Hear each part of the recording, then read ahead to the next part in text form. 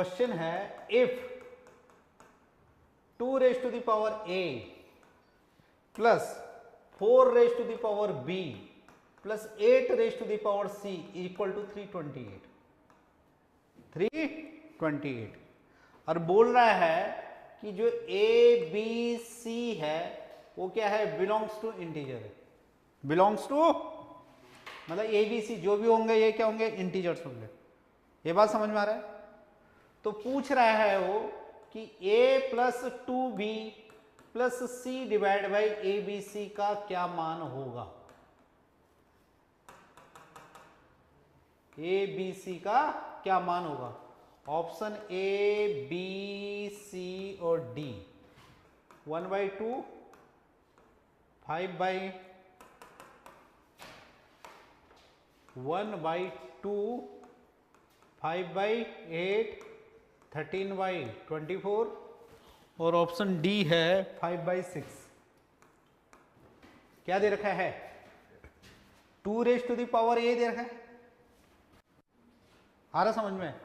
Plus 4 raise to the power B को 2 raise to the power 2 भी लिख सकते हैं और 8 रेज टू द पावर सी को 2 रेज टू द पावर 3 सी लिख सकते हैं। और ये कितना दे रखा है? 328 दे रखा है, 328 दे रखा है। अब क्या कर लेते हैं, 2 रेज टू द पावर ए को कॉमन ले लेते हैं, ठीक है? तो क्या आ जाएगा, 1 plus 2 raise to the power 2b minus A हो जाएगा, होगा नहीं होगा? और क्या हो जाएगा, plus 2 raise to the power 3c minus A हो जाएगा और इक्वल टू 328। आ रहा समझ में? ये बात समझ में आ रहा है? अब यहां पे देखिए और ऑब्जर्वेशन देखिए, 2 रेज टू द पावर ए मतलब ये इवन नंबर ही आएगा जो आएगा, और 2 इवन नंबर का एडिशन इवन नंबर ही होगा, लेकिन 1 ऑड है तो मतलब यहां पे ऑड नंबर होगा। आ रहा समझ में? इसको हमें ऐसे तोड़ना है कि एक इवन नंबर हो और एक ऑड हो, और एक जो इवन नंबर है वो 2 रेज टू द पावर वाला हो, 2 रेज टू द पावर वाला हो। तो 328 को हम कैसे लिख सकते हैं? 328 को कैसे कैसे हम लिख सकते हैं? 2 की टेबल में लिखिए, 2 हो गया तो इधर कितना हो जाएगा, कितना हो जाएगा,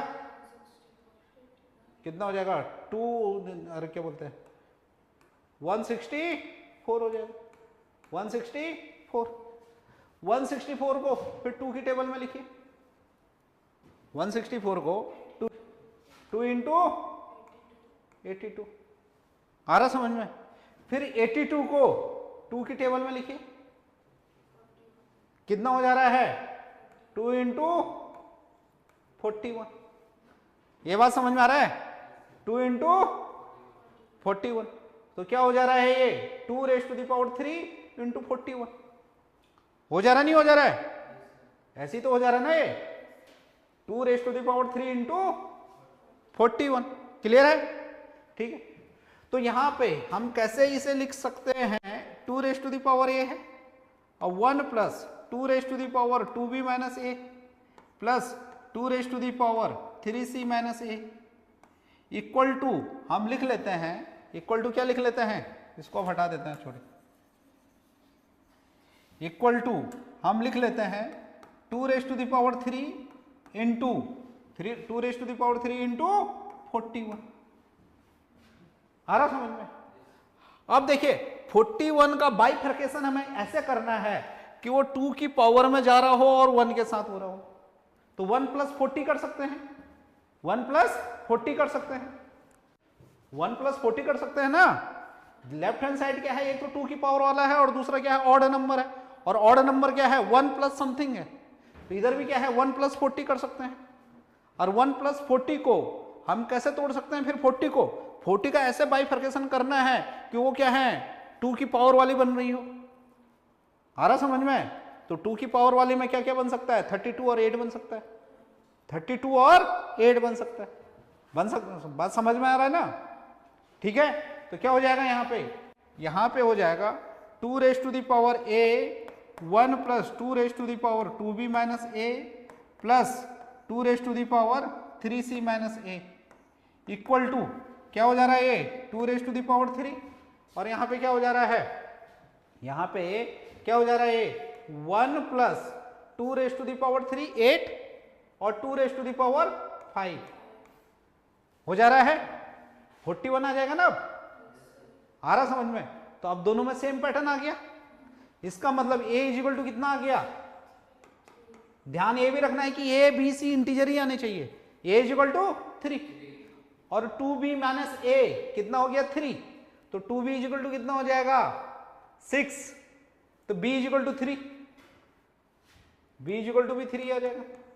आएगा नहीं आएगा? 2b माइनस a 3 आया ना, आ रहा समझ में? तो क्या हो जाएगा 3 यहां पर दे रखा है, तो क्या हो जाएगा b 2b is equal to 3 plus 3 6, तो कितना हो जाएगा 3 आ जाएगा।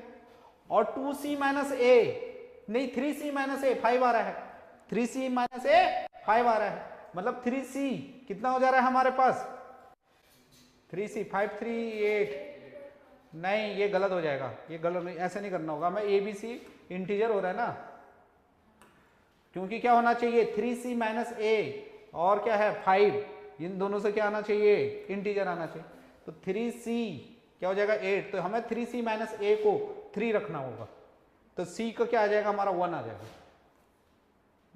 c क्या आ जाएगा 2 आ जाएगा, c क्या आ जाएगा 2 आ जाएगा। समझ में आ रहा है? 3c माइनस a को 5 नहीं रख सकते क्योंकि abc क्या है इंटीजर है।